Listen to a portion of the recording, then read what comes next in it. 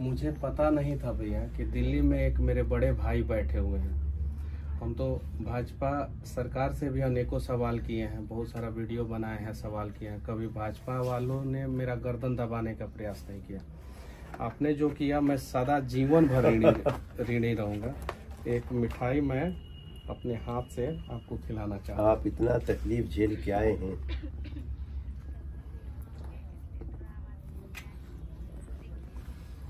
हम आपके संघर्ष को सैल्यूट करते हैं और आपकी निष्ठा को, बिहार के प्रति आपके भाव को, और हम हमेशा आपके साथ हैं। देखिए, बीजेपी कभी भी मीडिया की स्वतंत्रता, निष्पक्षता को चैलेंज नहीं करती।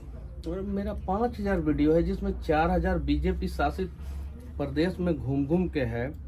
यूट्यूब पे सारा साक्ष्य है, प्रमाण है, कोई भी जाके देख सकता है। यूपी में, लेकिन आपकी बातों में दम है, आपकी दलील में दम है, उससे हमको सीखने की आवश्यकता है।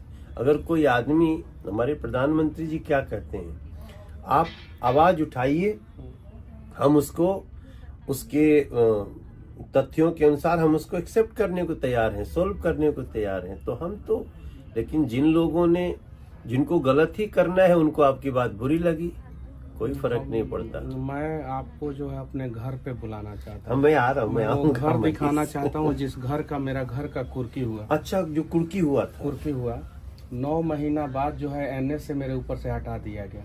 मेरा तो 9 महीना बर्बाद हो गया। कोर्ट ने कह दिया कि नहीं, एनएस से इनके ऊपर जो है गलत तरीके से लगाया गया। अगर एनएस से नहीं लगा होता तो मेरा 9 महीना बचता। मेरा इज्जत जो है उसका मतलब कि ये किया गया।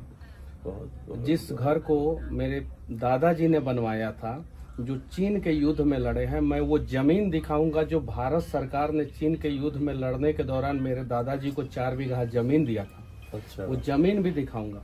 मेरे घर से वो जमीन 3 किलोमीटर की दूरी पे है और वो पूरा, मेरा पूरा क्षेत्र जानता है कि रामसागर तिवारी को जो है ये जमीन जो है भारत सरकार 4 बीघा चीन के युद्ध में लड़ने के दौरान दिया था। पूरा क्षेत्र जानता है। दादाजी का नाम था? हाँ, रामसागर तिवारी मेरे दादाजी का नाम अच्छा। था। और उनके द्वारा बनाया हुआ घर का कुर्की हुआ।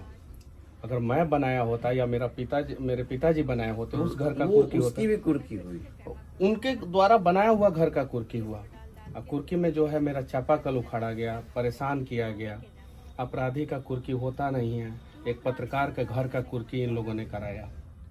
बताइए, अब ये तो आग है दिल में। का मन यहाँ से भी, हम यहाँ इतना दूर से सुनते थे ना, तो हम तकलीफ में आते थे। हम तो गए आपसे मिलने, जेल में मिलने नहीं दिया गया। कोई नहीं, अब मनीष बाबू आप आगे बढ़िए। और मैं पत्रकार हूँ, मैं गलत करूंगा तो मेरे ऊपर एफआईआर होना चाहिए ना। मेरे कैमरामैन के ऊपर एफआईआर क्यों हुआ? चलिए, मेरे कैमरामैन के ऊपर एफआईआर कर दिया। मेरे ऑफिस के सारे स्टाफ के ऊपर एफआईआर क्यों किया, जिनका कोई दूर दूर तक कोई रिश्ता नाता नहीं है? गरीब बच्चों को जो है मैं सिखाता हूँ, आगे बढ़ाता हूँ। मेरे ऑफिस में जितने काम करने वाले बच्चे हैं, दलित के बच्चे हैं, ओबीसी समाज के बच्चे हैं, स्वर्ण के बच्चे हैं, सब गरीब परिवार के बच्चे हैं। उन लोगों को मैं सिखाता हूँ। और मनीष कश्यप गलत किया था।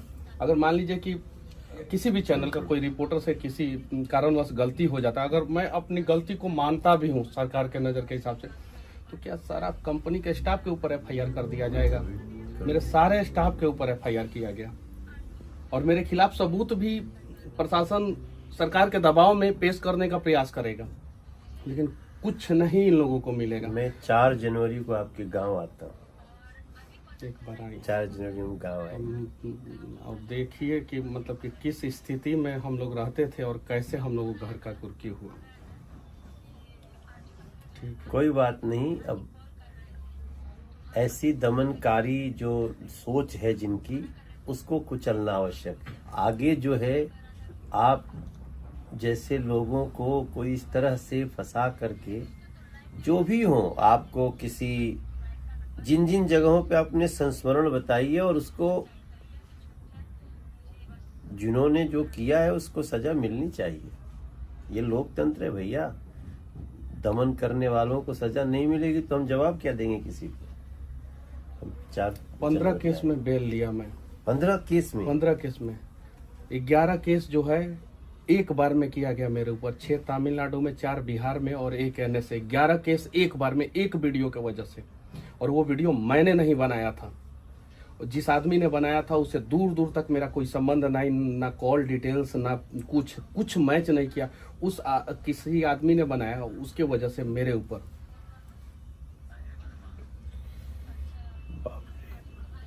नहीं, हम लोग तो मैं तो थोड़ा सा जब घटनाएं घटती तो मैं सोशल मीडिया भी खंगालता था। देश का युवा, ऐसे सब सच्चे लोग आपके साथ हैं, साथ थे, साथ हैं और साथ रहेंगे। हम आपके गांव आएंगे। चलिए एक बार आएंगे, 4 जनवरी को हम आ रहे हैं आपके गांव। आके आपके उस घर को देखेंगे, गांव के लोग